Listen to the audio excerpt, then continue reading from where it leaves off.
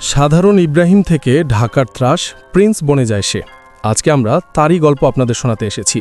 একজন গ্যাংস্টারের উত্থান পতন কীভাবে হয়েছিল সবই দেখতে পাবেন আজকের এক্সপ্লেনেশন থেকে। কিন্তু সিনেমাটি যেহেতু সিনেমা হলে চলছে, তাই অনুরোধ থাকবে এক্সপ্লেনেশনটি ভালো লাগলে সিনেমা হলে গিয়ে সিনেমাটি দেখবেন। তাহলে আর কথা না বাড়িয়ে প্রিন্স মুভির ফুল এক্সপ্লেনেশন শুরু করা যাক। গল্পের শুরুতেই আমরা চিত্রনায়িকা দিলরুবাকে একটা মিউজিক ভিডিওর শুটিং সেটে দেখতে পাই।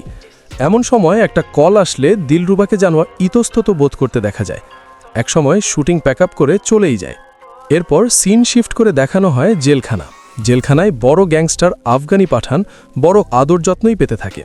আফগানি জেল থেকে তার লোককে ফোন করে আজকেই কিছু একটা করতে বলে। ওইদিকে দিলরুবা শুটিং প্যাক আপ করে একটা জায়গায় এসে একজনের জন্য অপেক্ষা করে। সেই সময় বর্ডারের কাটা তার কেটে একজন আসলে তাকে গাড়িতে করে নিয়ে যায়। একই সময় পুলিশের স্পেশাল ফোর্স অফিসার মিনহাজকে ফোন করে একজনের ইন্টেল দেয়, জানায় সে আসছে। এবার কনফার্ম। পুলিশ বেরিয়ে পড়ে কাউকে ধরার জন্য। এরপরে আমরা একটা জায়গায় অনেকজনকে একত্রিত হতে দেখি। সেখানে সবাই বলে আজকে সে আসলে একদম শেষ করে দেব। অনেক তাফালিং দেখেছি, আর নয়, নিজেকে অনেক বড় করে দেখে না, এবার বুঝবে আমরা কি। তখনই সেখানে উপস্থিত হয় প্রিন্স এবং তার টিম। সে এসে সবাইকে মারতে থাকে। চলে আসে পুলিশও। পুলিশ এসে হ্যান্ডমাইকে আত্মসমর্পণ করতে বলে প্রিন্সকে, জানিয়ে দেয় সারেন্ডার করলে অনেক কনসিডার করবে। কিন্তু প্রিন্স কোনো কথা শোনে না, উল্টো সবাইকে মেরে সেই বিল্ডিং উড়িয়ে দেয়। তবে পুলিশের হাতে ধরা পড়ে প্রিন্সের এক চেলা। তাকে টর্চার করে পুলিশ প্রিন্সের খোঁজ চাইতে থাকলে চেলা জানায় তাকে কোথাও খুঁজে পাবেন না, সে সব সময় অদৃশ্য থাকে। একটু পরে অফিসার মিনহাজ এসে চেলাকে জিজ্ঞেস করে প্রিন্স কোথায় আছে, বল, আমি প্রিন্সকে বাঁচাবো, সেই সাথে তুমিও ছাড়া পাবে। চেলা মুখ খোলার জন্য রাজি হয়। শুরু হয় চেলার জিজ্ঞাসাবাদ। জানায় প্রিন্স তখনও প্রিন্স হয়নি, নাম তার ইব্রাহিম। কাজের খোঁজে ঢাকা শহরে আসে। আমাকে এলাকায় কয়েকজন মারধর করতে থাকলে ইব্রাহিম আমাকে বাঁচায়। আমিও তাই ইব্রাহিম ভাইকে নিয়ে আসি আমার ওস্তাদ বাবুর কাছে। ওস্তাদের একটা বোন ছিল, তার নাম দিলরুবা। এই দিলরুবাকেই আমরা শুরুতে নায়িকা হিসেবে দেখেছিলাম। সেই দিলরুবাকে দেখে ভাই যেন চোখেই সরাতে পারছিল না। প্রথম দেখায় প্রেমে পড়ার ব্যাপারটা আর কি। তো দিলরুবা তখন নায়িকা হয়ে ওঠেনি, একটা বারে বার ডান্সার হিসেবে কাজ করত। ইব্রাহিম সেই বারেই ছোটোখাটো একটা কাজ নেয়। তো বারে দিলরুবা একদিন নাচতে থাকলে কয়েকজন বখাটে দিলরুবাকে উত্ত্যক্ত করে। ইব্রাহিম তা দেখে সহ্য করতে পারে না, তাই সবাইকে মারতে থাকে। এতে ইব্রাহিমকে পুলিশ ধরে নিয়ে যায় থানাতে, কারণ বড় এক নেতার ছেলেকে বারে মেরেছিল সে।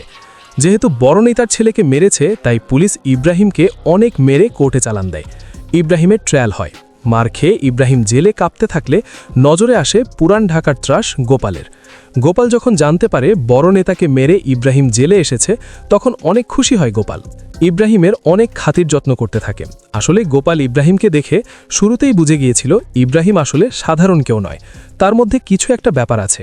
তাই গোপাল ইব্রাহিমকে বোঝায় যার ক্ষমতা নেই সে এই দুনিয়াতে টিকতে পারবে না, এই দুনিয়া চালায় আন্ডারওয়ার্ল্ড। গোপাল ইব্রাহিমকে আরও বোঝায় তুই যদি একবার হিংস্র হয়ে যাস তাহলে তোকে আর কেউই আটকাতে পারবে না।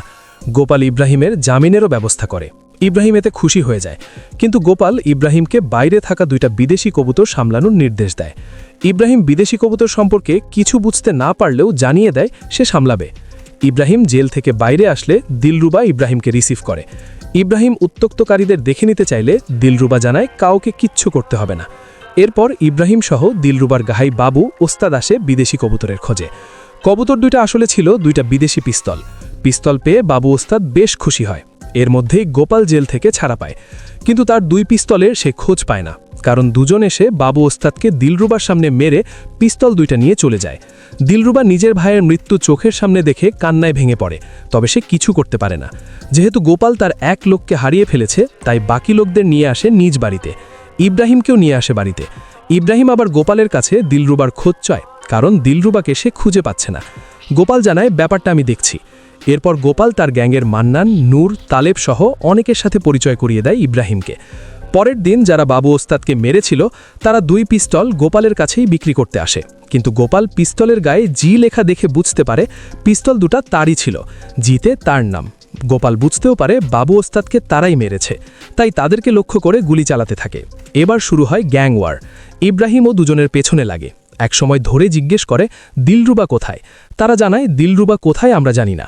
ইব্রাহিম ব্যাপারটা নিতে পারে না, রেগে গিয়ে গুলি করে মেরেই ফেলে।